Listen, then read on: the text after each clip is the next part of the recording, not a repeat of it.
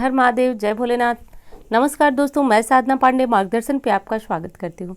दोस्तों, कल 21 अगस्त है। 21 अगस्त और शनिवार, सावन महीने के अंतिम शनिवार को संपत शनिवार के नाम से भी जाना जाता है। दोस्तों, ऐसी मान्यता है हमारे शास्त्र की कि यदि सावन के अंतिम शनिवार को आप पीपल वृक्ष की पूजा आराधना कर कुछ विशेष उपाय करते हैं तो आपकी मनोकामनाएं पूर्ण होती हैं। आगे आप वीडियो में जानेंगे कि किस प्रकार आपकी मनोकामना पूर्ण होगी, उसके लिए आपको कौन सा एक छोटा सा उपाय करना होगा। दोस्तों, इस शनिवार को वरदानी शनिवार भी कहा जाता है। वैसे मैं बता दूं आपको कि सावन महीने में पड़ने वाले सभी व्रत त्योहार तो आप जानते ही होंगे, लेकिन सावन महीने के शनिवार का भी विशेष महत्व होता है। जैसा कि आप सभी जानते होंगे शायद कि शनि देव जो है करियर को बहुत अधिक प्रभावित करते हैं। यदि किसी व्यक्ति की नौकरी नहीं लग रही है, व्यवसाय ठीक नहीं चल रहा है, दुकान ठीक नहीं चल रही, कुछ भी समस्या है, तो शनि देव से जुड़े हुए उपाय आपको माला माल बना देते हैं। हाँ दोस्तों, ये शब्द जो है माला माल अतिशयोक्ति नहीं है, निश्चित रूप से आपको माला माल बना देते हैं। करना यह है दोस्तों कि कल जैसे कि शनिवार है तो शनिवार में शनि देव की पूजा किया जाता है, तो सूर्योदय के पूर्व ही ये उपाय करना होता है। तो बहुत अंधेरे ही आप परेशान ना होइए, लेकिन हाँ बहुत अधिक जब सूर्य उगने के बाद आप ये उपाय करते हैं। बहुत अधिक का अर्थ हुआ कि जब सूर्योदय के बाद आप उपाय करते हैं तो वो असरदायी नहीं रह जाता है। जैसा कि ये बात आप सभी को पता है कि सूर्य और शनि की कभी भी बनती नहीं है, तो इसलिए जो भी चीज़ें शनि देव के निमित्त की जाती है वो सूर्योदय के पूर्व ही की जाती है।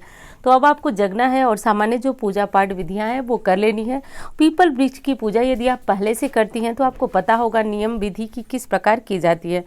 देखिए, आपको काले तिल और चावल मिलाकर के जल के लोटे में लेकर के और पीपल वृक्ष को सींच देना है। उसके बाद धूप दीप वहाँ पे प्रज्वलित करना है।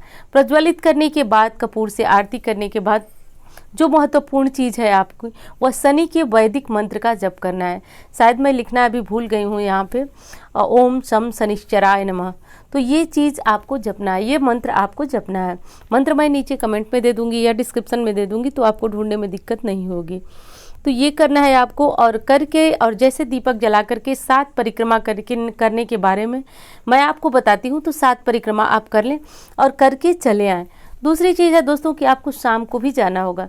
मैं जानती हूँ थोड़ा सा ये चीज़ आपको अच्छी नहीं लगेगी कि दोनों समय पीपल वृक्ष के पास जाना, लेकिन आप अपने आसपास किसी नज़दीक के पीपल को चुनिए, क्योंकि मैं ये बात आपको बिल्कुल स्पष्ट तौर पे बता दूँ कि यदि आप पीपल वृक्ष की पूजा सिर्फ एक समय करते हैं तो वो लाभदायी नहीं होती है।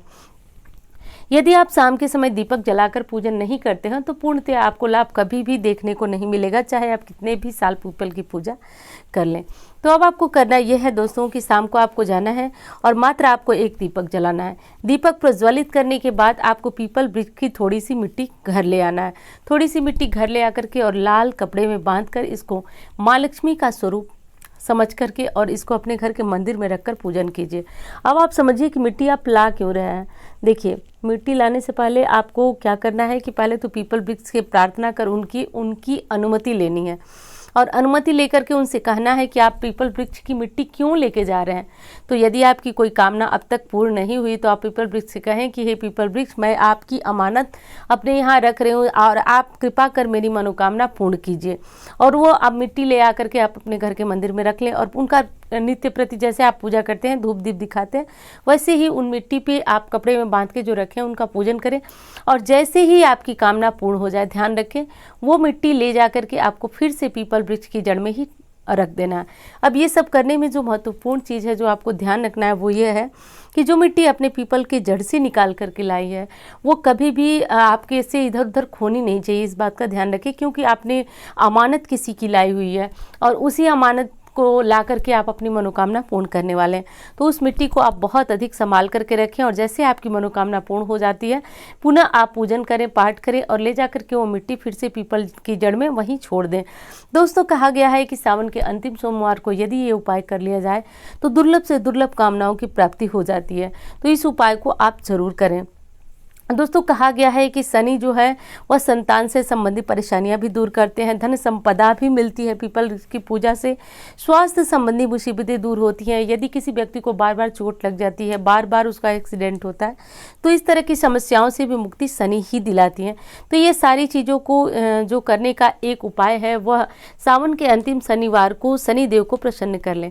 कहा तो ये भी गया है शास्त्रों में कि यदि इस शनिवार यानी कि सावन के अंतिम शनिवार संपत शनिवार के दिन यदि आपने ये उपाय किया तो पूरे वर्ष आपको शनि को प्रसन्न करने के लिए अन्यत्र कोई उपाय करने की आवश्यकता नहीं है। फिर भी मेरी समझ जहाँ तक जाती है वहाँ तक मैं ये देखती हूँ कि यदि कोई व्यक्ति संकटों से बचना चाहता है तो प्रत्येक शनिवार को उसको ज़्यादा कुछ नहीं, बस काले तिल और चावल मिलाकर के जल पीपल वृक्ष में अर्पित करना और शाम को बस एक दीपक जलाना कोई बहुत बड़ा काम नहीं है, जो कि घर का एक कोई भी सदस्य जाकर के ये काम कर सकता है। और दोस्तों फायदे तो इतने हैं कि वो आप भी जानते होंगे कि फायदे कितने हैं, और नहीं जानते हैं तो इतनी सारी वीडियो पड़ी हुई है उसमें भी देख करके आप विस्तृत तरीका जान सकते हैं। और मैं आपको 100% ये बात बताऊंगी कि इसका लाभ पूछिए ही मत, इतना अधिक होता है कि जो लोग इस पूजा को प्रारंभ कर देते हैं साल 2 साल के अंदर, हाँ धीरे धीरे होता है, आपको ऐसा नहीं है कि तुरंत ही इसका लाभ मिलने लगे, लेकिन मिलता ज़रूर है, ये निश्चित रूप से कहें। तो दोस्तों ये छोटी सी जानकारी थी, उम्मीद करती हूँ आपको बहुत पसंद आएगी और मिलती हूँ इसी तरह की वीडियो के साथ। धन्यवाद।